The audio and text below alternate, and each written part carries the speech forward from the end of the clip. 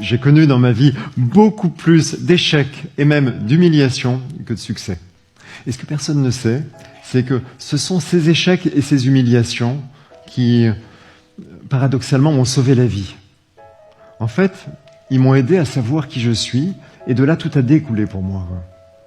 Quand j'avais 23 ans, je vous disais, j'ai réalisé subitement que je m'étais fourvoyé dans une voie qui n'était pas la mienne. Et partant de là, eh bien, je suis en effet allé d'échec en échec, de poste en poste, j'ai erré pendant des années, jusqu'à finir par me faire licencier. Quand on n'aime pas ce qu'on fait, en général, on n'est pas très bon.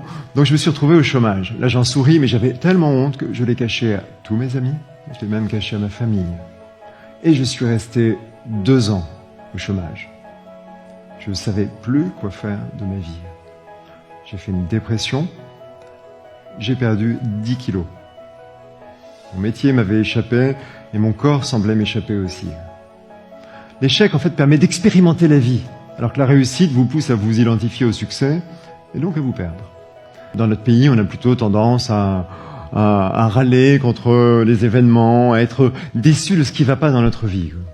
Mais si vous prenez l'habitude de mettre votre attention sur ce qui vous arrive de bien dans votre vie, et vous arrive forcément tous les jours des choses bien, même si c'est quelques instants chaque jour, donc malgré les difficultés, malgré vos problèmes, si vous mettez votre attention sur ce qui vous arrive de bien, eh bien vous allez développer, vous allez ouvrir votre esprit à ce qui vient. En fait, vous allez ouvrir votre cœur à ce que la vie va vous offrir.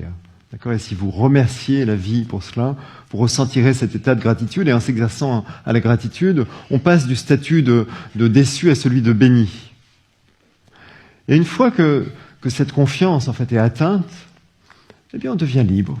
Libre du regard des autres, libre d'agir en son âme et conscience. Et il se passe alors un phénomène qui est assez étonnant, c'est qu'on s'intéresse moins à sa personne. En fait, c'est juste que l'on s'est connecté à quelque chose de plus grand que soi. Alors j'ai juste envie de vous dire, allez à la rencontre de votre propre chemin, allez dans cette direction, parce que c'est à ce moment-là que la vie prend son véritable sens. Bonne route, mes amis.